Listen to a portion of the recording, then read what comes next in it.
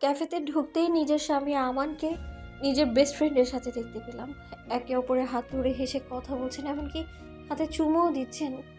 দৃশ্যটা দেখে নড়াচড়া করার ক্ষমতা হারিয়ে ফেললাম আমি।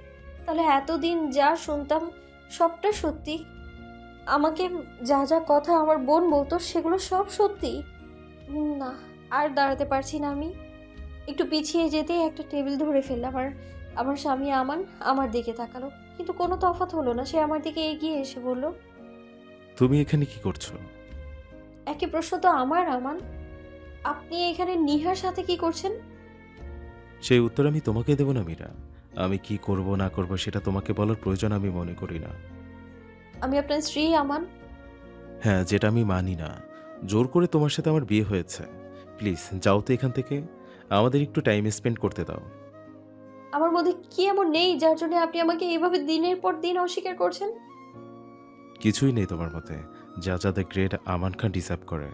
তুমি আমাকে কোনোদিন স্যাটিসফাই করতে পারবে না, বুঝলে? মেবি এর চাইতে বেশি ডিসক্রাইব আমাকে করতে হবে না। আমানের কথা শেষ হতেই নিহা আমানের বাহু জড়িয়ে ধরে বলল, কথা, একসাথে নাইট স্পেন্ড করার কথা ভুলে গেলে নাকি? Of course not baby, let's go. আমাকে ধাক্কা দিয়ে আমার নিহার হাত শক্ত করে ধরে ক্যাফে থেকে বেরিয়ে গেলেন। আমি ওখানে স্তব্ধ হয়ে দাঁড়িয়ে আছি, চোখ থেকে পানি গড়িয়ে পড়ছে। কোনো মতে ক্যাফে থেকে বেরিয়ে রাস্তার পাড় দিয়ে হেঁটে এক পার্কের বেঞ্চে বসে পড়লাম। সে সময় আকাশ ভেঙে বৃষ্টি নেমে এলো এবং আকাশের সঙ্গে সঙ্গে আমার চোখের পানিও বাঁধ ভাঙলো। অজোরে কেঁদে চলেছি আমি। বৃষ্টির কারণে সবাই এদিক ওদিক ছুটে চলে যাচ্ছে, আর আমি একভাবেই বসে আছি। এক মুহূর্তে আমি চিৎকার করে কেঁদে উঠলাম আর বলতে লাগলাম, কেন আমার, কেন? কি কমতি ছিল আমার ভালোবাসায়? মন দিয়ে ভালোবেসেছিলাম আমি তোমায়। কেন এইভাবে ঠকালে তুমি আমায়? কেন? আমি যে তোমায় ছাড়া বাঁচবো না আমান, বাঁচবো না আমি। I love you so much. শুধুমাত্র আমি দেখতে খারাপ বলে আমার ছেড়ে চলে গেলে তুমি আমান। আমি আর পারছি না, আর পারছি না। আমি এইসব বলে উঠে দাঁড়িয়ে রাস্তায় নেমে এলাম। নিজের মনের মতো হেঁটে যাচ্ছি, সেই সময় একটা তীব্র আলো আমার চোখে এসে পড়লো, আর দ্রুত গতিতে কেউ আমায় হ্যাঁচকা টান মেরে এইদিকে একদিকে টেনে নিল। বৃষ্টির কারণে ঠিক করে মুখটাও দেখতে পাচ্ছিলাম না, কিন্তু যখন ও কথা বললো তখন বুঝলাম ও আর কেউ না, আমার বোন ইসমি।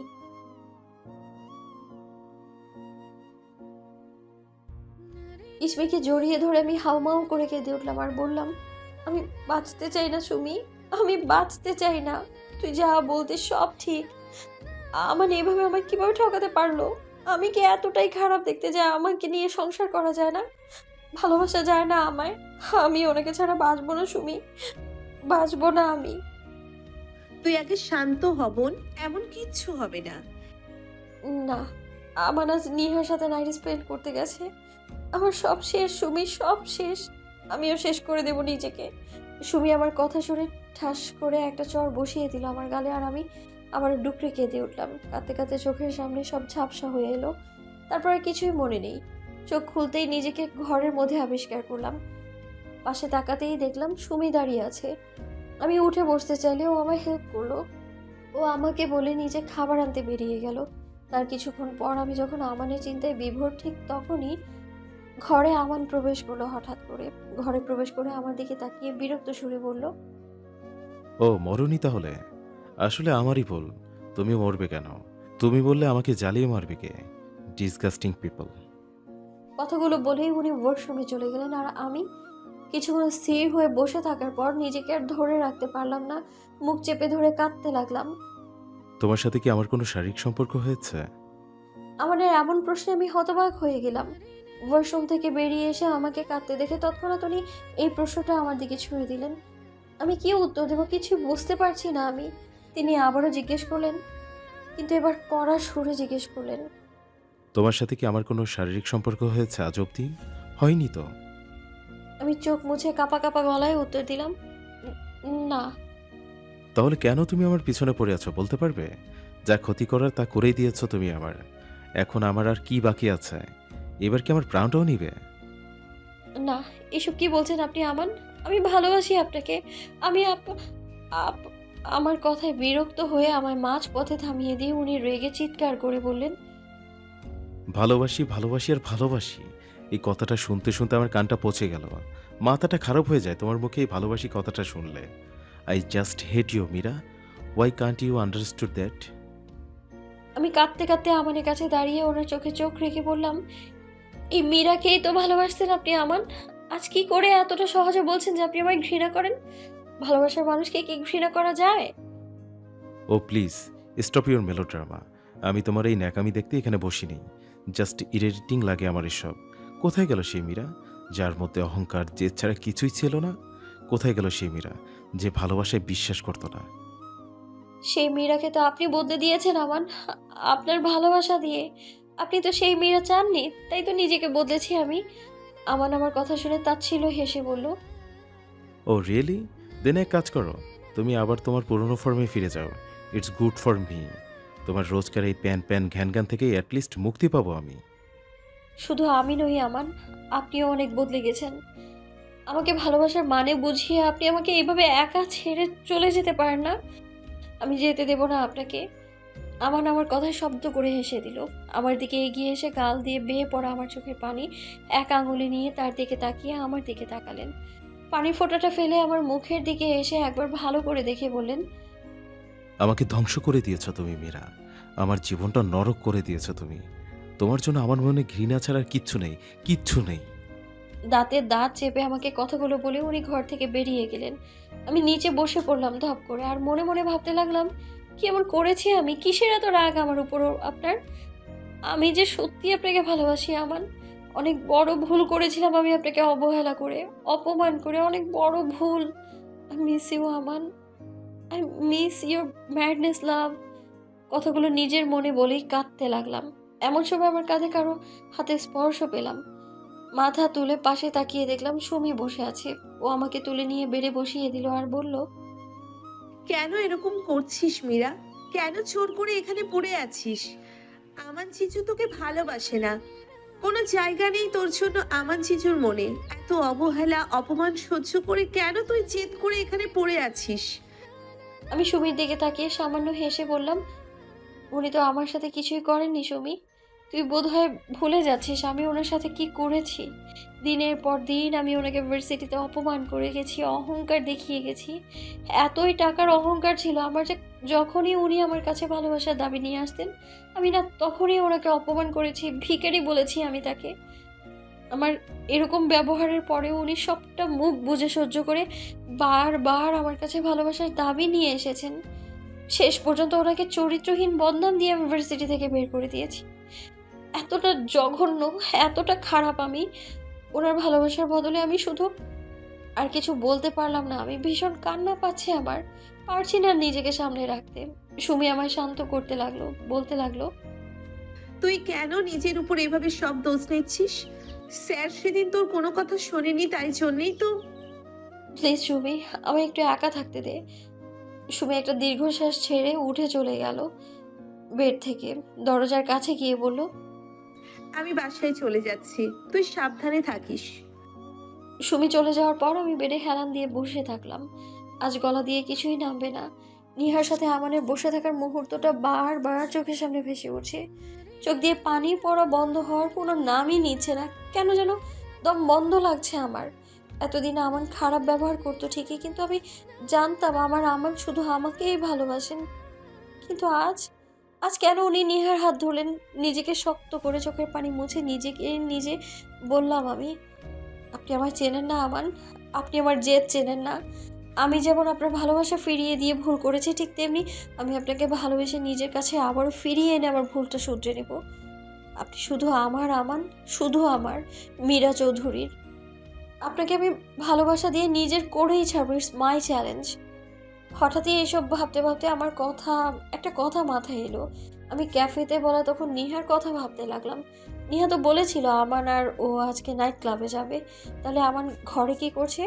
ও কি বাসায় নাকি বাইরে বেরিয়ে গেছে? ট্র্যাক প্যান্ট পরে তো আর নাইট ক্লাবে যাবে না আমান। তার মানে আমান যায়নি নাইট ক্লাবে।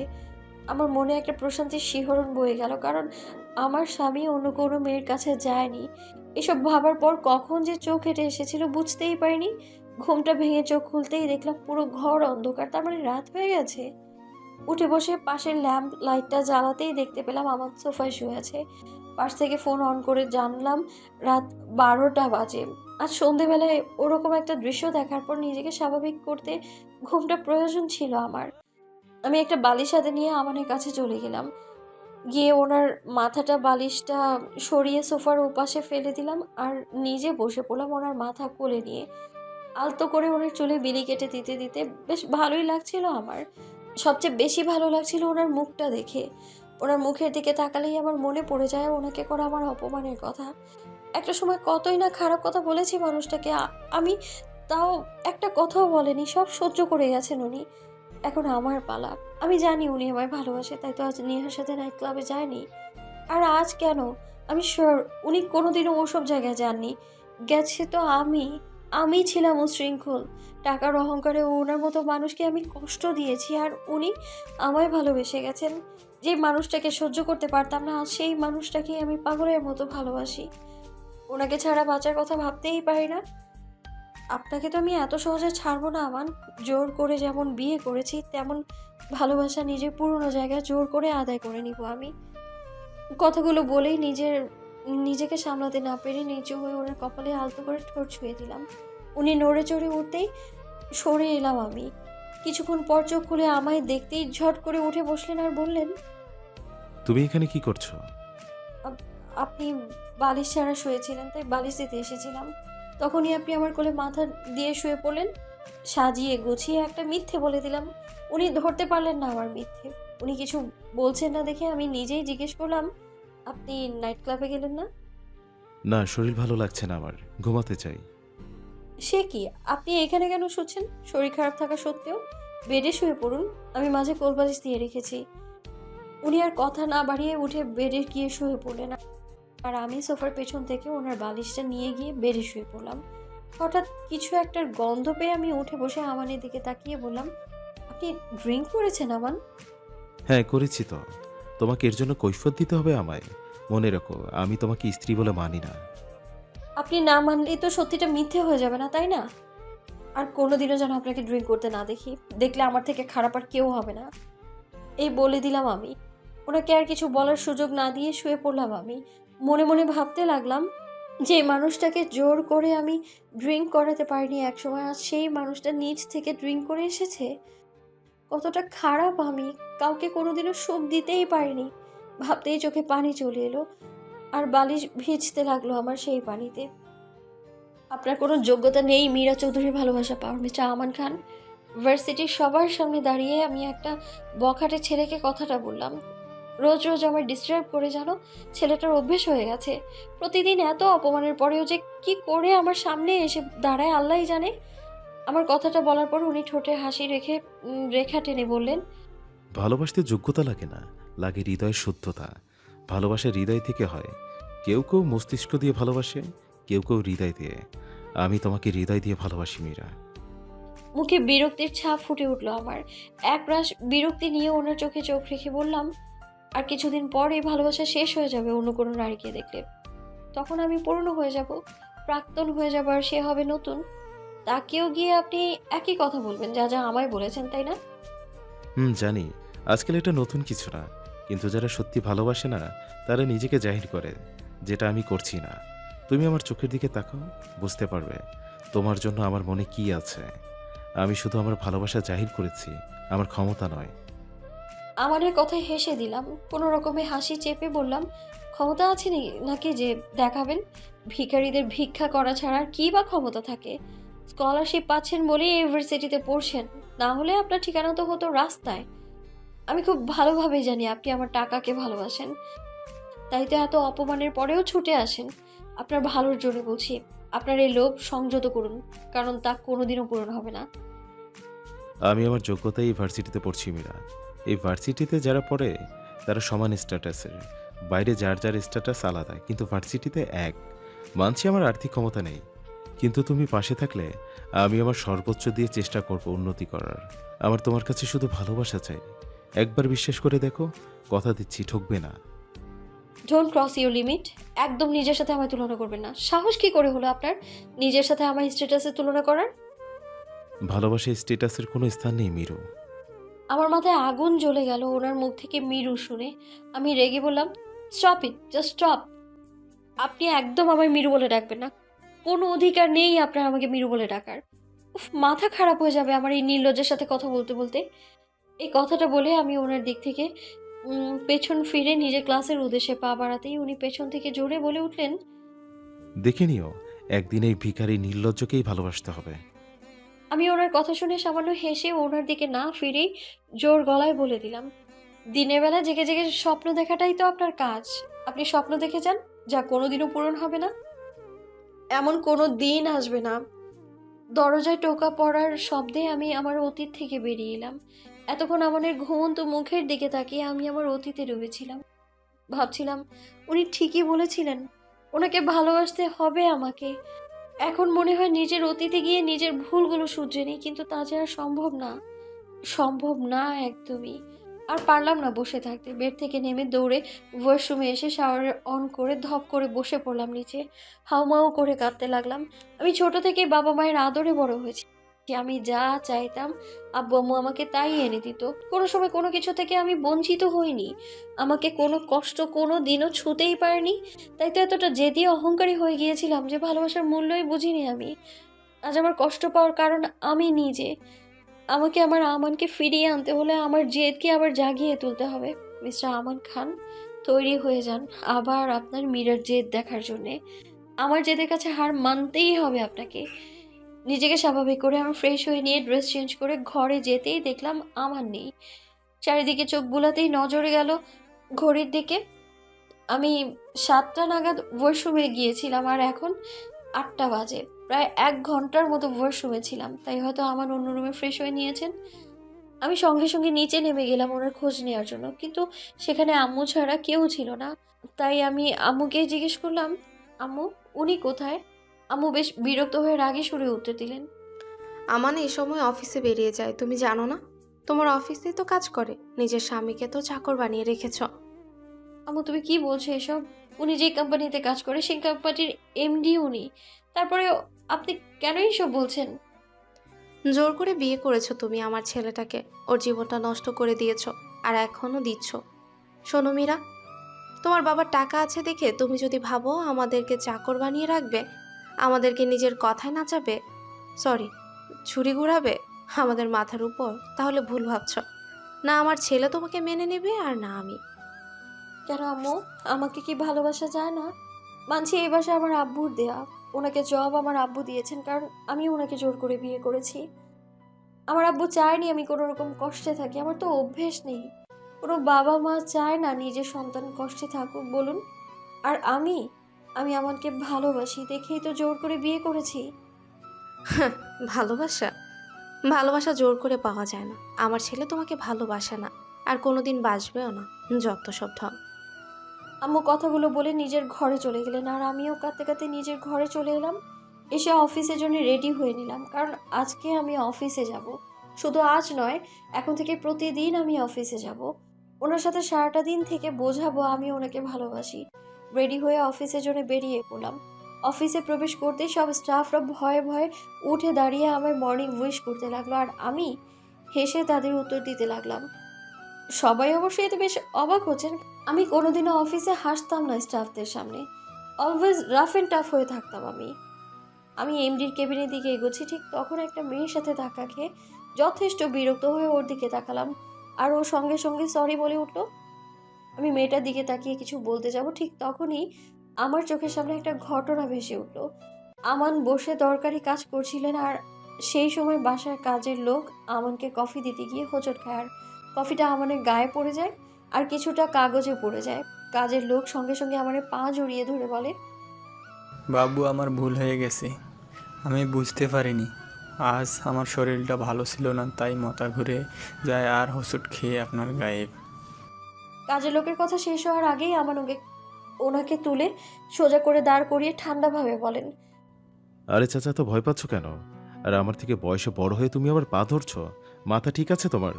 আমি কিন্তু ভীষণ রাগ করছি তোমার উপর। আর এমন হবে না বাবু। উফ, একদম ভাবো না। আমাকে নাম ধরে ডাকবে তুমি। নিজের ছেলেকে যেমন ডাকো, আর আপনি না, তুমি বলবে। আমি কি তোমার ছেলে নই? এসব কি বলছো বাবা? তুমি তো আমার ছেলের মতোই। তাহলে ছেলেকে নিজের অসুস্থতার কথা জানাওনি কেন? যাও, তুমি ঘরে গিয়ে রেস্ট নাও। এক পা বাড়াবে না ঘর থেকে। আমি ডক্টরকে ফোন করে আসতে বলে দিচ্ছি। এসবের কি দরকার ছিল? আহ, ছেলের কথা অমান্য করতে নেই। যাও তুমি। কিন্তু তোমার কাজের ক্ষতি হয়ে গেল তো। ও আমি ম্যানেজ করে নেব। আর এ কি, চোখে পানি কেন? তোমার চোখের পানি তোমার ছেলে সহ্য করবে না, এই কথাটা যেন মাথায় থাকে। আমি সেদিন অবাক হয়ে আমানকে দেখছিলাম। আজ ওর জায়গায় আমি হলে কখনোই কাজের লোককে দূর করে দিতাম বাসা থেকে, চিৎকার করে বাসা মাথায় তুলতাম, আর উনি কত সুন্দর করে বুকে টেনে নিলেন। ম্যাডাম, ম্যাডাম প্লিজ আমাকে ফায়ার করবেন না, আমার ভুল হয়ে গেছে। I am extremely sorry madam, please forgive me, please madam. Staff মেয়েটার কথায় আমার ঘোর কাটলো। আমি মেয়েটার কাঁধে 2 হাত রেখে বললাম, ইটস ওকে, ভুল হতেই পারে। সামান্য ধাক্কার জন্য আমি কোনোদিনও আপনাকে ফায়ার করতাম না। Thank you madam. আপনাদের সকলকে আমার কিছু কথা বলার আছে। আপনারা সবাই নিশ্চয়ই জানেন আমি 1 মাস হলো অফিসে আসি না, কিন্তু আজ থেকে ডেইলি আসবো। আর হ্যাঁ, প্লিজ কেউ এইভাবে ভয়ে ভীত হয়ে থাকবে না। আমি কোনো বাঘ ভাল্লুক নই। এছাড়া আপনাদের এমডি তো মিস্টার আমান খান, সে ছাড়া কেউ আপনাদের কিছু বলতে পারবে না। ম্যাম, আপনার হাজবেন্ড তো উনি।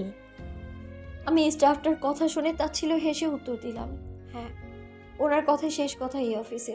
আপনারা সবাই কাজ করুন, আমি ওনার কেবিনে যাচ্ছি। আমি ওনার কেবিনের দিকে এগোতেই ওনার পিএ আমার দিকে এগিয়ে এসে বলেন, ম্যাম, একটা কথা ছিল। হ্যাঁ বলুন।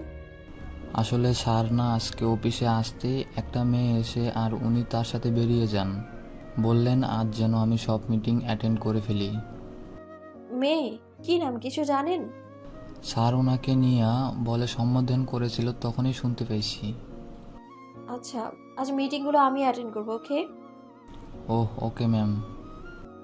আমার নিহার সঙ্গে বেরিয়ে গেছে। না, আমায় খোঁজ নিতে হবে ওরা কোথায় গেছে। আমি মেসেজ করে দিলাম সুমিকে ব্যাপারটা। মিটিংগুলো শেষ করে আমি খবর নেব উনি কোথায় গেছে।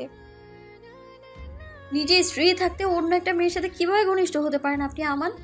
কথাটা ভাবতেই আমার চোখে পানি চলে এলো। আমার চোখের সামনে আমান আর নেহা একে অপরে ক্লোজ হয়ে দাঁড়িয়ে আছেন। আমার হাতে ড্রিঙ্কের গ্লাস দিয়ে, আর নেহা আমানের কাঁধে হাত দিয়ে দাঁড়িয়ে আছে। আমাকে দেখতে পাননি আমান, এটা আমি বেশ ভালোই বুঝতে পারছি, কারণ নাইট ক্লাবে অনেকেই আছে আমাদের আশেপাশে। আমি চোখ বুঝতেই আমার চোখের সামনে সেই দিনের ঘটনাটা ভেসে উঠলো, যখন আমি আমানের সামনে একটা অন্য ছেলের ক্লোজ হয়েছিলাম। মীরা, মীরা, এমনটা করবে না তুমি। তুমি একজন ভদ্রবাসার মেয়ে, আর একটা ভদ্রবাসার মেয়ে হয়ে নাইট ক্লাবে যাওয়া উচিত নয়। শাট আপ মিস্টার আমান খান, আমি আপনার কাছ থেকে ফ্রিতে উপদেশ চাইনি, বুঝলেন? আর আপনি কেন বলুন তো, আমাকে কেন ফলো করছেন? আপনি ফলো করে এখানেও চলে এসেছেন। হ্যাঁ, এসেছি, কারণ আমি চাই না তুমি নাইট ক্লাবে যাও, ড্রিঙ্ক করো আর অন্য ছেলেদের সাথে মেশো। আচ্ছা, তাই নাকি? তা আপনি কেন চান না এসব? Because I love you. But I don't. একটা ছেলে হয়ে মুরদ নেই নাইট ক্লাবে যাওয়ার, কিন্তু একজন মেয়ে হয়ে আমি যাচ্ছি, তাই খুব গায়ে লাগছে, তাই না? মীরা, আমি যখন বারণ করেছি তুমি নাইট ক্লাবে যাবে না, তখন তুমি যাবে না, ব্যাস। হাসাবেন না মিস্টার খান, আপনার কোনো অধিকার নেই আমাকে বারণ করার। You are just no one in my life. আমি আমার ইচ্ছে মতো চলতে পছন্দ করি ছোট থেকেই। আমি নাইট ক্লাবে যাব, ড্রিঙ্ক করব, অন্য ছেলেদের সাথে মিশবো, আপনি বারণ করার কেউ নন, বুঝলেন? যত সব ভিখারির দল এসেছে আমাকে, মীরা চৌধুরীকে বারণ করতে। আমি কথাটা বলেই চলে এলাম নাইট ক্লাবের ভেতর। এসে আমার ফ্রেন্ডদের সাথে আড্ডা দিতে শুরু করলাম। একটা টাইম ড্রিঙ্ক করার পর আমি আমার মেল ফ্রেন্ডের সাথে ডান্স করতে শুরু করলাম ক্লোজ হয়ে। হঠাৎই কেউ আমার হ্যাচকা টান দিয়ে পেছনের দিকে টেনে নিয়ে গেল। আমি দেখলাম এটা সেই ভিখারি, মানে মিস্টার আমান খান। গা আমার রিরি করে উঠলো লোকটাকে দেখে। উফ, অসহ্য, I just hate this man.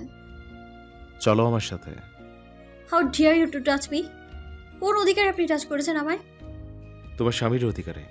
যেমন কোনো স্ত্রী তার স্বামীকে অন্য কোনো মহিলার সাথে সহ্য করতে পারে না, তেমন একজন স্বামীও তার স্ত্রীকে পরপুরুষের সাথে মেনে নিতে পারে না। হতে পারে বেশিরভাগ সময় অন্যায় নারীদের সাথে হয়, কিন্তু কিছু কিছু সময় অন্যায় পুরুষদের সাথে হয়। কথায় আছে ভালো মানুষ খারাপ সঙ্গ পায়, আর খারাপ মানুষ ভালোর। সবসময় পুরুষরা ঠকায় না, কিছু কিছু সময় নারীরাও ঠকায়, ঠিক যেমন তুমি আমাকে ঠকাচ্ছ। ঠকাচ্ছি? আমি ঠকাচ্ছি আপনাকে? আমি তো আপনাকে ভালোবাসো, আজ নয় কাল তুমি আমাকে ভালোবাসবে আর আমার স্ত্রী হবে, তাই তোমাকে আমি অন্য কোনো পুরুষের ধারে কাছেও ঘেঁষতে দেবো না। আপনি? আমাকে আর কিছু বলতে না দিয়ে উনি আমাকে টানতে টানতে নাইট ক্লাবের বাইরে নিয়ে চলে এলেন। বাইরে কি আসতেই আমি ওনার কাছ থেকে আমার হাতটা ছাড়িয়ে কিছু বলতে যাব, ঠিক সেই সময় উনি আমার দিকে এমনভাবে তাকালেন যে আমি কিছু বলার মতো ক্ষমতাই হারিয়ে ফেললাম। ভীষণ ভয়ঙ্কর আর রাগী দেখাচ্ছিল ওনাকে, তাই কিছুই বলতে পারলাম না আমি। উনি আমাকে বললেন, জানো তো মীরা, একটা কথা আছে, যে যা চায় তা পায় না। ভালোবাসার ক্ষেত্রে কথাটা প্রযোজ্য। যে মন থেকে ভালোবাসে এবং ভালোবাসা চায়, সে শুধু অবহেলা অপমান পায় ভালোবাসার বদলে। আর যে টাকা পয়সা চায়, সে শুদ্ধ ভালোবাসা। এজন্যই বলে, কেউ না চাইতে পেয়ে যায়, কেউ চেয়েও পায় না, আর কেউ পেয়ে তার মর্ম বোঝে না, হারিয়ে ফেলে।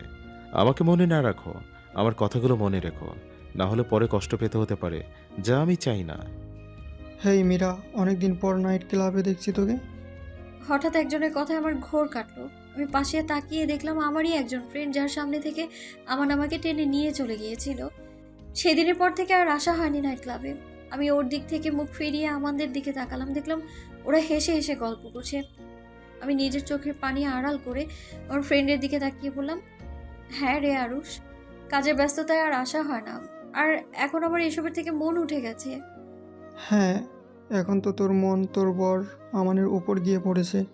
আমান কিন্তু ঠিকই বলেছিল, তুই ওকে একদিন না একদিন ঠিকই ভালোবাসবি। তুই তো ভালোবাসলি, ওর স্ত্রী হলি, বাট আমানের কি হলো? ও তো এখন তোকে ছেড়ে অন্য মেয়েকে নিয়ে ঘুরছে। আমার মাথাটা গরম করে দিল আরুষ। আমার এ ব্যাপারে উল্টাপাল্টা কথা বলে তবুও নিজের রাগ সংবরণ করলাম আমি। আরুষ, আমি এখানে এইসব ব্যাপার নিয়ে আলোচনা করতে আসিনি, okay? Yeah of course, let dance. Arush আমার হাত ধরে ডান্স ফ্লোরে নিয়ে যেতেই দেখলাম আমার দিকে তাকিয়েছে। চোখে চোখ পড়তেই ও চোখ সরিয়ে নিল। ঠিক সেই সময় একটা স্লো মিউজিকে গান চলতে লাগলো। তেরে দার পার সনম হাম চলে আয়ে, তু না আয়ে তো হাম চলে আয়ে। গানের প্রত্যেকটা লাইন আমার মনে ঝড় তুলেছিল। তখন যদি আমানকে এতটা অপমান না করতাম, ওনার কথা শুনতাম, তাহলে আজ উনি আমার সাথে থাকতো, আমার পাশে থাকতো।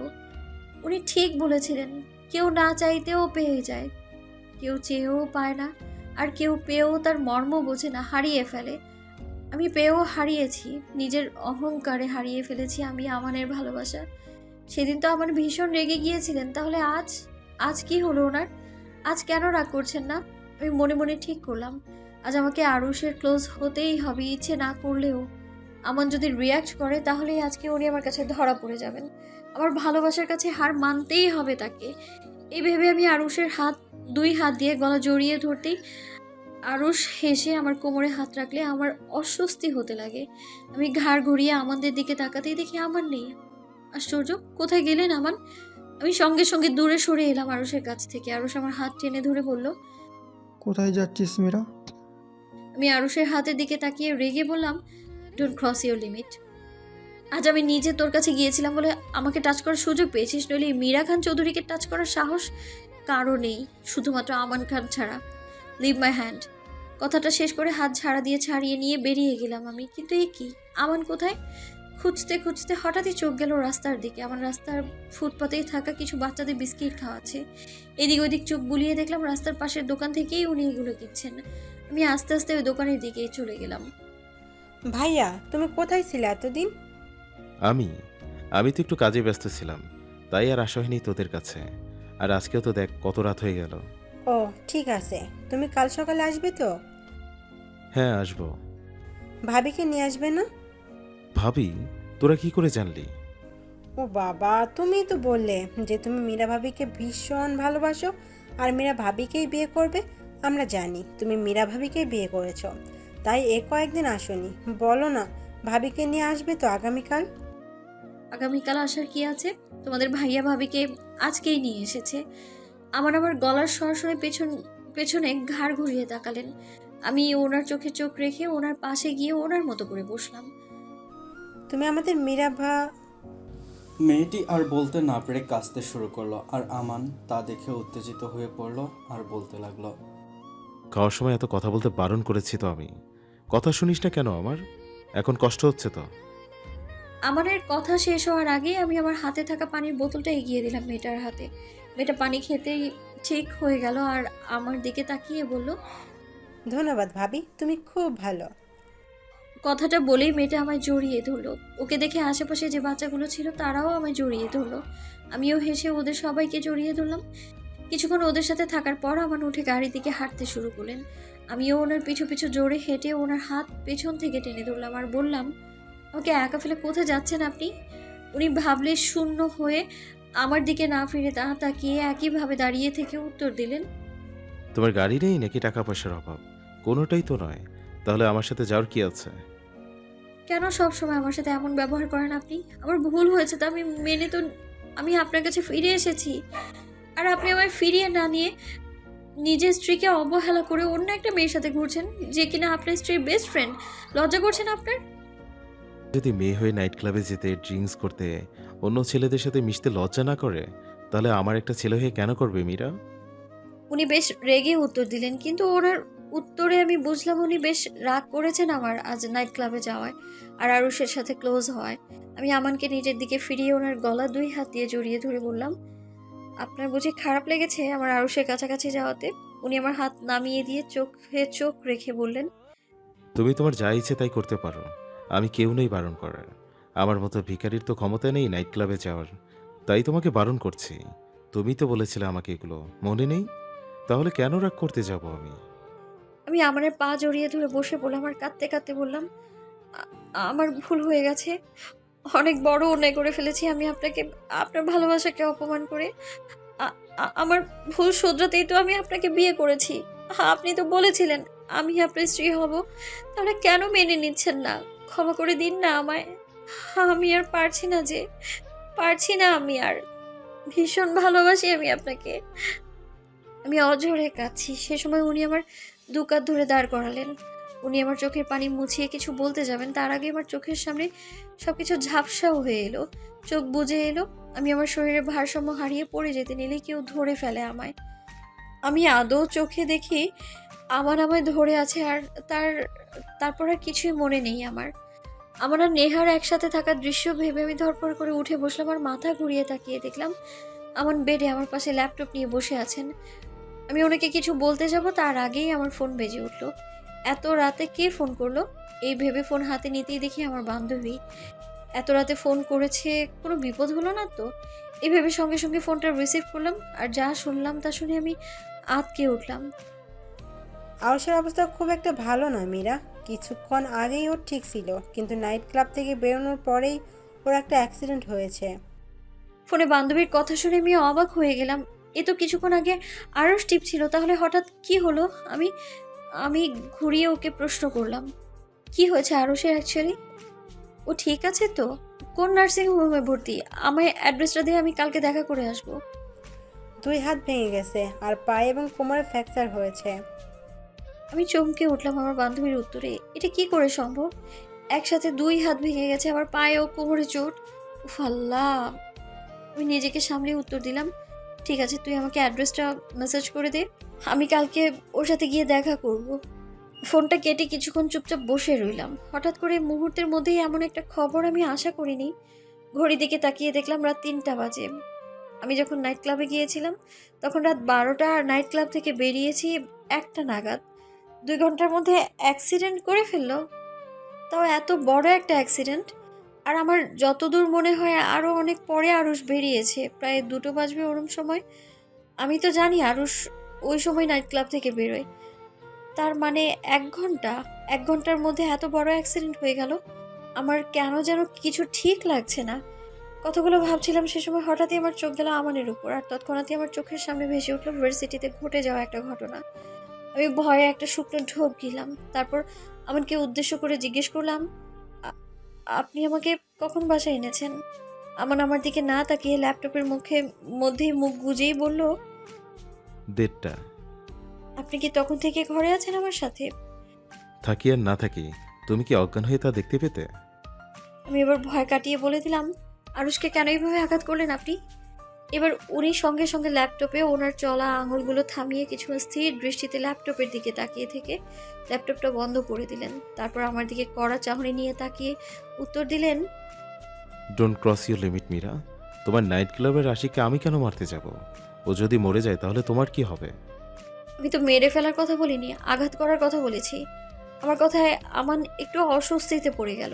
ল্যাপটপ পাশে রেখে উঠে দাঁড়িয়ে বলল, যেখানে তোমার উপর, তোমার কাজকর্ম, কথাবার্তার উপর আমার কোনো ইন্টারেস্টই নেই, সেখানে তোমার আশিকের উপর আঘাত কেন করব আমি?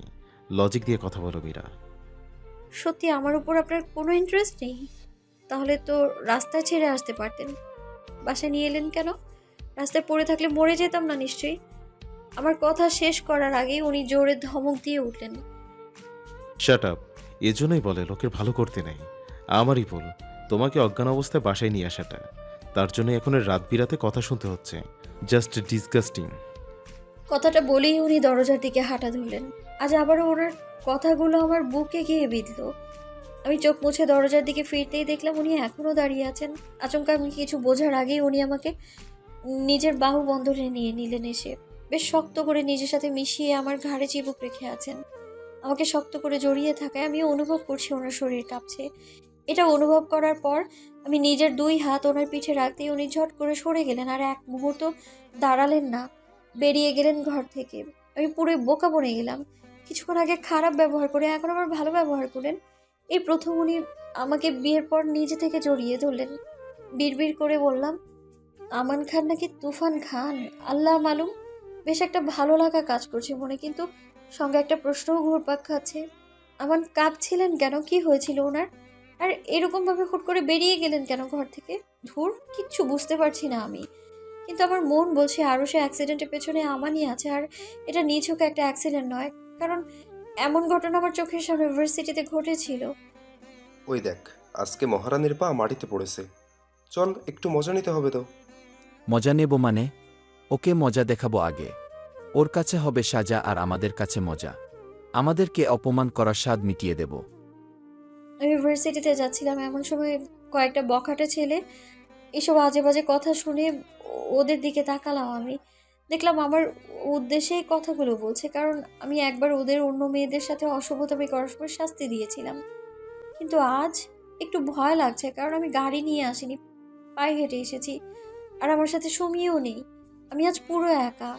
তাই ওদের কথায় পাত্তা না দিয়ে এগিয়ে যেতে লাগলাম, কিন্তু হঠাৎই ওরা আমার পথ আটকে বলল, কি ব্যাপার মিস রণচণ্ডী?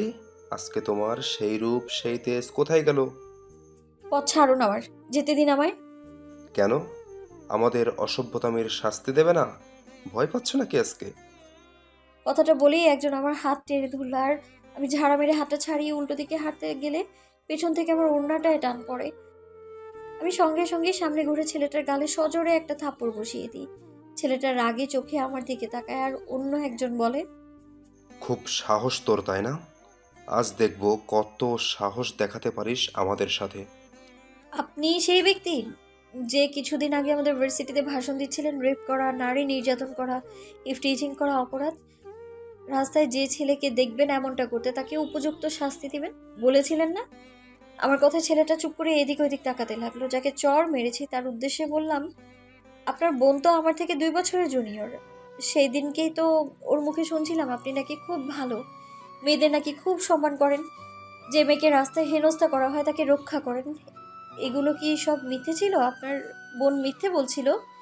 আমার কথা শেষে কেউ কোনো কথা বলছিল না দেখে আমি আবারও বললাম, আসলে আপনার বোন মিথ্যে বলেনি, বলেছেন আপনি নিজের বোনের সামনে একটা মিথ্যা মুখোশ পরে আছেন। আর আপনি সমাজের সামনে মুখোশ পরে আছেন। একদিকে বলছেন মেয়েদের বাঁচাও, আরেকদিকে সেই মেয়েদেরকেই অত্যাচার করছেন। যারা রক্ষক তারাই ভক্ষক। এই আপনাদের জন্যই যারা ভালো ছেলে তাদের বদনাম হচ্ছে, তারা চেয়েও নারীদের বাঁচাতে পারছে না। তোরা কি ওর এসব বাণী শুনবি নাকি দাঁড়িয়ে? আমার কথা শেষ হতেই অন্য একটা ছেলে কথাটা বলে উঠল। সামনে আসতে চিনতে পারলাম এটা সেই ছেলে যার সাথে ইউনিভার্সিটির সবার প্রায় ঝগড়া। মিস্টার আমান খানের তো সবচেয়ে বড় শত্রু সে। এখানে কি করছে? কি হলো, চুপ করে আসিস কেন তোরা? ওর কথায় ভুলে গেলি নাকি? তোরা ভুললেও আমি ভুলবো না। এই বলেই ছেলেটা এগিয়ে এসে আমার ওড়নায় হাত দিতে যাবে, ঠিক সেই সময় কেউ একজন আমার পেছন থেকে ছেলেটার হাত ধরে ফেললো। আমি ঘাড় ঘুরিয়ে দেখলাম আমান। আমান, আপনি? আমান আমার উত্তর না দিয়ে আমার সামনে এসে আমাকে গার্ড করে দাঁড়ালেন। সেই দেখে ছেলেটা নিজের হাত ছাড়িয়ে বলল, তুই এখানেও চলে এসেছিস নিজের মহানগিরি দেখাতে? সাহস কি করে হলো ওর দিকে হাত বাড়ানোর? আমানের কণ্ঠস্বর শুনে আমি কিছুটা ভয় পেয়ে গেলাম। এছাড়া চোখ মুখ দেখে বুঝতে পারছি বেশ রেগে আছেন তিনি। কিন্তু আজ কেন যেন লোকটার উপর রাগ উঠছে না, ভালোই লাগছে। এটা কি স্বার্থপরতা? উনি আমায় সেভ করছেন, এই জন্যেই এমনটা হচ্ছে নাকি? উনি ওনার কাজকর্ম কথাবার্তা আমার অভ্যেস হয়ে গেছে। গত রাতেও এইভাবেই আমি ঘুমোতে পারিনি, আর আজ ওনাকে দেখে তো আবারও এই প্রশ্নই মাথায় ঘুরছে আমার ঘোর কাটলো ওই ছেলেটার কথায়। ওহো, আমি তো ভুলেই গেছিলাম। এটা সেই বড়লোকের ঘরের অহংকারী মেয়ে, যে কিনা তোর মতো ভিখারিকে পাত্তা দেয় না। হা হা হা হা। তো কেন ঘুরছিস ওর পিছনে? টাকার জন্য নাকি? ছেলেটা কথা শেষ হওয়ার আগেই আমার ছেলেটাকে মারতে শুরু করলো। বেধড়ক মারার কারণে ছেলেটার নাক মুখ দিয়ে রক্ত বেরিয়ে গেছে। কিছুক্ষণের মধ্যেই ছেলেটাকে দম নেওয়ার সুযোগ দিচ্ছেন না আমার। আমি কি করব বুঝতে না পেরে আমানকে আটকানোর জন্য পেছন থেকে গিয়ে ওনাকে টেনে নিয়ে এলাম। কিন্তু উনি আরও এগিয়ে গিয়ে মারতে যাচ্ছেন। আমি ধমক দিয়ে বললাম, আমার কি করছেনটা কি আপনি? মাথা খারাপ হয়ে গেছে আপনার? মরে যাবে তো ছেলেটা। উনি উনি প্রতি উত্তরে চিৎকার করে বললেন, যাক মোরে, সাহস কি করে হলো ওর তোমার দিকে হাত বাড়ানোর? জানে মেরে ফেলবো আমি ওকে, এখানেই জ্যান্ত পুঁতে দেব। আর কোনোদিন যাতে তোমার মুখটা মনে করতে না পারে তার ব্যবস্থা করব। আমি বাকরুদ্ধ হয়ে গেলাম ওনার কথায়। কোনো রকম ওনাকে আটকে রেখে পুলিশকে ফোন করে জানালাম আমি। ততক্ষণে ওই ছেলে দুটো ওনাকে আটকে রেখেছিল। পুলিশ আসার সময় উনি শান্ত হয়ে গিয়েছিলেন। সব শেষে ছেলেটাকে অ্যারেস্ট করে নিয়ে যাওয়ার পর অন্য ছেলে দুটো আমায় এসে বলল, আমি যা যা ভার্সিটিতে বলেছিলাম এবার থেকে তা পালন করার চেষ্টাই করে যাব। আমার বোনকে আর কোনো মিথ্যা আশ্বাস নিয়ে থাকতে হবে না। ও নিজের ভাইকে যেমনটা মনে করে তেমনই হবে ওর ভাই এরপর থেকে। কথাগুলো বলায় আমি সামান্য হাসলাম। ওরা চলে যেতেই মাথা ঘুরিয়ে আমানকে খুঁজতে লাগলাম, কারণ তিনি তো উধাও হয়ে গেছেন। ঠিক করেছি আজ থেকে আর ওনার সাথে খারাপ ব্যবহার করব না। সেদিনের ঘটনাটা আমার মনে আমানের প্রতি শ্রদ্ধা বাড়িয়ে দিয়েছিল। সঙ্গে আমার মনে যেই অনুভূতিটা তৈরি হয়েছিল আমানকে নিয়ে, সেই অনুভূতির জন্য আমার রাতের ঘুমটা উড়ে গিয়েছিল। তাও নাম পেয়েছিলাম, ধীরে ধীরে ভালোবাসতে শুরু করেছিলাম আমি আমানকে। আর সেই কথা জানানোর আগেই একটা দুর্ঘটনা ঘটে গেল, যার জন্য আমি আজও পস্তাই। না না না, আমি কিছুতেই সেই ঘটনা মনে করতে চাই না। কিন্তু আজ আজ যেটা আকাশের সাথে ঘটলো সেটা কি সত্যি accident? It is just an accident Meera. হঠাৎই পেছন থেকে আমানের কণ্ঠস্বর ভেসে উঠল। আমি দেখলাম আমান দরজায় হেলান দিয়ে ডান হাতে কফি আর বাম হাত পকেটে গুজে দাঁড়িয়ে আছেন। আমি উঠে দাঁড়াতেই উনি আমার দিকে এগিয়ে এলেন আর বললেন, এটা খেয়ে নাও আর অ্যাক্সিডেন্টের কথা মাথা থেকে বের করে ফেলো। Good for you, good night. আমার হাতে কফির কাপ ধরিয়ে উনি গিয়ে ঘুমিয়ে পড়লেন। খেয়ে বুঝলাম এটা একটা স্ট্রং কফি, যেটার খুব প্রয়োজন ছিল আমার। মাথাটা ভার হয়েছিল সকালে অতক্ষণ শাওয়ারের কারণে। আমি কফিটা খেয়ে চুপচাপ ওনার পাশে শুয়ে ওনার মুখের দিকে তাকিয়ে রইলাম। তাকিয়ে থাকতে থাকতে কখন যে ঘুমিয়ে পড়েছি খেয়ালই নেই। তো মিস ইসমি, আমার পিছনে এখানেও চলে এসেছেন আপনি? কথাটা শুনে ইসমি চমকে উঠল। এতক্ষণ ওর চোখ রাস্তার ধারে একজনকেই খুঁজছিল, কিন্তু কথাটা শুনে তা স্থির হয়ে গেল। হাতে হাত ডলতে ডলতে ইসমি পিছন দিকে ঘুরল, কারণ আওয়াজটা পিছন থেকেই এসেছে। ইসমি পিছন ফিরতেই সেই ব্যক্তিটি আবারও বলল, আপনি কি আমায় রেহাই দেবেন না? এরকম পিছু করার মানে কি? ইসমি আমতা আমতা করে বলল, তুমি কি করে বুঝলে আমি তোমার পিছু করছিলাম? আমি মোটেও তোমার পিছু করছিলাম না, বুঝলে? আচ্ছা তাই? দেন আমি যেই এনজিওতে আঁকা শেখাচ্ছিলাম সেখানে আপনি জানলায় দাঁড়িয়ে আমায় কেন দেখছিলেন? চোখ আছে তাই দেখছিলাম। আর আমিও এই এনজিওতে আসি, বুঝলে? হ্যাঁ, সেটা আজকে থেকে, তাই তো? ইসমি এর উত্তরে কিছুই বলতে পারল না। সেই দেখে ব্যক্তিটি ছোট্ট একটা নিঃশ্বাস ছেড়ে বলল, আমার পিছন করা ছেড়ে দিন মিস ইসমি চৌধুরী। আমার পিছনে আপনি বেকার সময় নষ্ট করছেন। আপনার মতো বড়লোক ঘরের মেয়ে আমার মতো অতি সাধারণ ছেলের পিছনে ঘুরছে, এটা মানায় না। আপনি আপনার স্ট্যাটাসের কাউকে খুঁজে নিন। স্ট্যাটাস দেখে ভালোবাসা হয় না। ইভেন ভালোবাসাতে কোনো কিছুই বাছবিচার করা হয় না। ভালোবাসা মন থেকে হয়, আর আমি তোমাকে মন থেকে ভালোবাসি। নিজেই তো বলছো আমি বড়লোকের মেয়ে আর তুমি অতি সাধারণ ছেলে। এর মানে নিশ্চয়ই আমার কোনো স্বার্থ নেই তোমাকে ভালোবেসে। আমি তোমাকে নিঃস্বার্থভাবে ভালোবাসি। প্লিজ প্লিজ এই কথা আমাকে বলবেন না। আমি মেয়েদেরকে সম্মান করি, এটুকুই জাস্ট, এর চাইতে বেশি আর কিচ্ছু না। আমি আমার জীবনে আমার আম্মি ছাড়া আর কারো অবদান থাকতে দেব না। আর এই ভালোবাসা যার কথা আপনি বলছেন সেটাকে আমি ঘৃণা করি।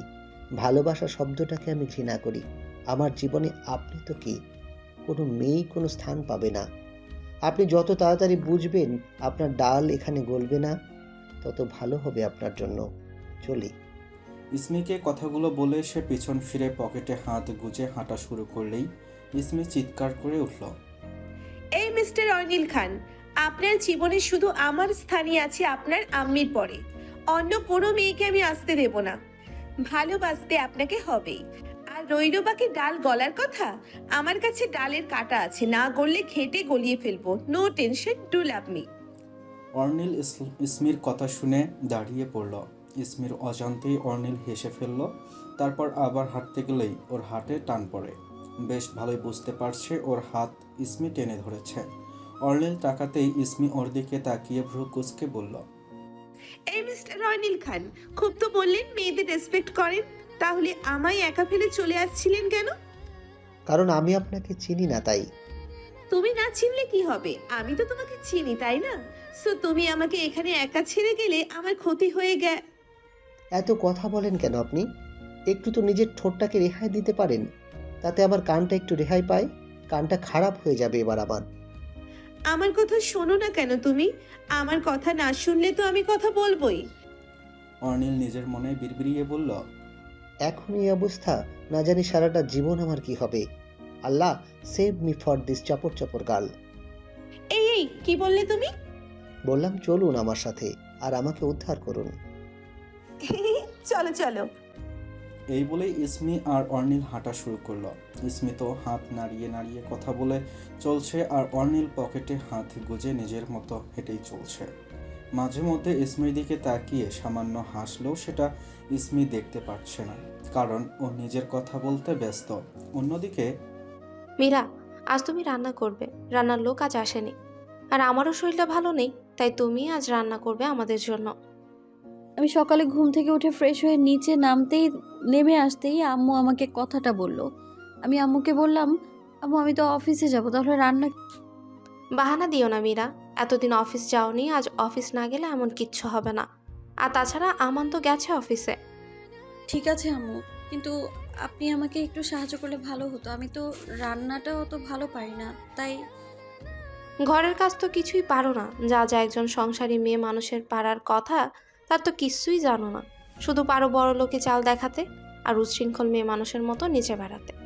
এরপরেও যে কি করে আমার ছেলের বউ হওয়ার আশা করো ভেবে পাই না আমি। আমি আম্মুর কথা শুনে জোরে বলে উঠলাম, আম্মু এসব কি বলছেন আপনি? আমি আস্তে আস্তে সব শিখে নিচ্ছি ঘরের কাজ, চেষ্টা করছি যোগ্য বউ হওয়ার, যোগ্য বউমা হওয়ার। তারপরেও আপনি এমন কেন বলছেন? কেন আপনার আমাকে পছন্দ নয়? আমি তো আমার আগের উচ্ছৃঙ্খল জীবনযাপন ছেড়েই দিয়েছি। এখন আপনার ছেলের যোগ্য হওয়ার চেষ্টা করছি। আমি আপনার ছেলেকে ভালোবাসি। আমি ওকে ছেড়ে কিছুতেই যেতে পারবো না। আমি রান্না করবো আর আপনার কোনো সাহায্যও নেব না। আমার মুখের উপর কথাটা বলে আমি রান্নাঘরে চলে এলাম, কিন্তু আমি তো জানি না কিভাবে কি রান্না করতে হয়। শুধু জানি আজকে কি রান্না করতে হবে। আজ থেকে অনেক বছর আগে আমি একবার রান্না করেছিলাম, তাও সেটা সুমির সাথে। সুমি বেশিরভাগ রান্নাটা করেছিল, কিন্তু আমি শুধু দেখেছিলাম। 1 মিনিট, সুমিকে ফোন করলেই তো হয়। সুমি তো সব রান্নাই পারে, তাহলে আজকে রান্নার রেসিপিটা অন্তত জেনে নেব কিভাবে কি করতে হয়। তারপরে ইউটিউব তো আছেই, যেই ভাবা সেই কাজ। আমি সঙ্গে সঙ্গে সুমিকে ফোন করলাম। সুমি, হ্যাঁ বলো, কিছু হয়েছে? আমার একটু হেল্প লাগবে তোর। কি সাহায্য বলো? আমি সুমিকে সবটা খুলে বললাম। সুমির কথায় আমার মনে পড়লো আমরা এরকম রান্নাই করেছিলাম। আমি দেখেছি সুমিকে রান্না করতে। ও আমাকে বুঝিয়ে বলে দিল কি কি উপকরণ কি পরিমাণে লাগবে। আমি বুঝিয়ে ওকে বললাম, থ্যাংক ইউ রে, বাঁচালি আমায়। Mention not. আমি এখন ফ্রি আছি, মানে অফিস চলে এসেছি, আর মিটিংও নেই। তাই তোর প্রবলেম হলেই আমাকে কল করিস, আমি বলে দেব। একদম ঠিক আছে, রাখলাম। সুমির কল কেটে লেগে পড়লাম কাজে। এক এক করে সুমির কথা মতো সব করে ফেললাম। অসুবিধা হলো না। রান্না করতে গিয়ে মনে পড়ে গেল আগে কিভাবে সুমি আর আমি মিলে রান্না করেছিলাম। সব রান্না হওয়ার পর বাকি ছিল শুধু মাছ ভাজা করা। এই মাছ ভাজতেই আমার যত ভয়, তবুও ভয় ভয় শুরু করলাম। একটা মাছ আস্তে করে ছেড়ে দিলাম, কিছু না হওয়ায় একটু জোরেই পরের মাছটা ছেড়ে দিলাম, আর তেলের ছিটা এসে হাতে লাগলো আমার। আমি হালকা চিৎকার করে সরে এলাম হাত ধরে। মাথা তুলে তাকাতেই দেখলাম সিঁড়ির কাছে আমান আমার দিকে তাকিয়ে দাঁড়িয়ে আছে। আমানের সাথে আমার চোখে চোখ পড়তে উনি ডোন্ট কেয়ার ভাব নিয়ে উপরে চলে গেলেন নিজের ঘরে, আর আমি ঠোঁট চেপে নিজের কান্না আটকে রেখে নিজের কাজ সম্পূর্ণ করতে লেগে গেলাম। বেশ কিছুক্ষণ পর আমি সব রান্না শেষ করে নিজের ঘরে যাব আমানের সাথে দেখা করতে, এমন সময় আম্মু ডাক দিল। মীরা, হ্যাঁ আম্মু বলুন। রান্না সেরে ফেলেছো? সব যা যা বলেছিলাম? হ্যাঁ আম্মু, রান্না সেরে রান্নাঘর পরিষ্কার করে খাবার টেবিলে সাজিয়ে দিয়েছি, শুধু পরিবেশন করাটাই বাকি। আম্মু চোখ ছোট করে বললেন। ও, আমি আর কিছু না বলে সামান্য হেসে নিজের ঘরের উদ্দেশ্যে পা বাড়ালাম। ঘরে এসেই দেখি আমান বেডে বসে ফাইল চেক করছেন। আমি ওনার কাছে এসে দাঁড়িয়ে জিজ্ঞেস করলাম, আপনি আজকে এই সময় কিছু ভুলে গেছেন? একটা ফাইল। কথা শেষ করেই উনি উঠে দাঁড়ালেন, আর বেরিয়ে যেতে নিলেই আমি ওনার গলা জড়িয়ে ধরে দাঁড়ালাম দুই হাত দিয়ে, আর আদুরে সুরে বললাম, এসেই যখন পড়েছেন তখন লাঞ্চটা করে যান না প্লিজ। আমার কথা শুনে উনি আমার চোখের দিকে তাকিয়ে আমার দুই হাত ধরে গলা থেকে নামালেন, আর আমি ব্যথা পেয়ে চিৎকার করে উঠলাম, আহ! আমার হাত সঙ্গে সঙ্গে উনি ছেড়ে দিলেন। যে জায়গায় ফোসকা পড়েছিল মাছ ভাজতে গিয়ে আমার ভুলবশত সেখানেই হাত দিয়ে চেপে ধরেন, আর আমি চিৎকার করে উঠি। আমার হাতে ফোসকা দেখে দাঁতে দাঁত চেপে বলেন, কি করে হলো এসব? আসলে রান্না করতে গিয়ে অসাবধানতা বশত হয়ে গেছে। যা পারো না তা করো কেন? তোমার দ্বারা যেগুলো হয় না সেগুলো করে আমার মন জেতার চেষ্টা করছো? কোনো দরকার নেই এসবের। উনি কথাটা বলে চলে যেতে নিলে আমি ওনার পথ আটকে বললাম, অনেক কষ্ট করে প্রথমবার একা হাতের পুরো রান্নাটা করেছি, প্লিজ এভাবে না খেয়ে যাবেন না, কথা দিচ্ছি খারাপ লাগবে না আপনার। আমি আপনার যোগ্য না হলেও আমার বানানো খাবার আপনার যোগ্য হবে। আমার কথা শুনে উনি আমার দিকে রেগে তাকিয়ে বললেন, তোমার ফালতু কথা শোনার কোনো ইচ্ছে নেই। আজ কিছুক্ষণ আগে খাওয়ার ইচ্ছে মরে গেছে। উনি চলে গেলেন, আর আমি বেডে বসে পড়লাম। এমন কেন করেন উনি আমার সাথে? আমি কি এতটাই অসহ্যকর ওনার জন্য? জোর করে যখন বিয়ে করেছিলাম তখন তো না বলেননি, তাহলে বিয়ের পর এত অবহেলা কেন? আমি কাঁদতে কাঁদতে বেডে শুয়ে পড়লাম। আমার পুরনো অভ্যাস, আমি কাঁদতে কাঁদতে ঘুমিয়ে যাই, আর তা অনেক পরে ভাঙে। আজও তার ব্যতিক্রম হলো না। আমি ঘুমিয়ে গেলাম কাঁদতে কাঁদতে। ঘুম যখন ভাঙলো তখন ঘড়িতে তাকিয়ে দেখি রাত 11টা। এতে এতটা অবাক হলাম না যতটা অবাক হলাম আমার গায়ে চাদর দেখে। আমার স্পষ্ট মনে আছে আমি কোনো চাদর গায়ে দিয়ে শুইনি। তাহলে কোথা থেকে এলো এটা? কে গায়ে দিল? আম্মু? কি জানি বাবা। আমি আর কিছু না ভেবে চলে গেলাম ফ্রেশ হতে।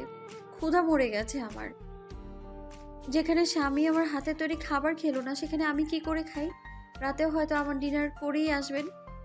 আমিও ঠিক করলাম আজকে আর খাবো না। একদিন না খেলে নিশ্চয়ই মরবো না, কিন্তু আমার এখনো এলেন না কেন? এত রাত তো করেন না উনি। প্রায় 11:30 বাজতে চললো। আমি ফোন করলাম কিন্তু ফোন ধরলেন না, তাই টিভি দেখতে লাগলাম। টিভি দেখতে দেখতে কলিং বেলের আওয়াজ পেলাম। ফোন অন করে দেখলাম রাত 12:30 বাজে। আমি গেলাম দরজা খুলতেই যা দেখলাম তা দেখে আমার চোখে পানি চলে এলো।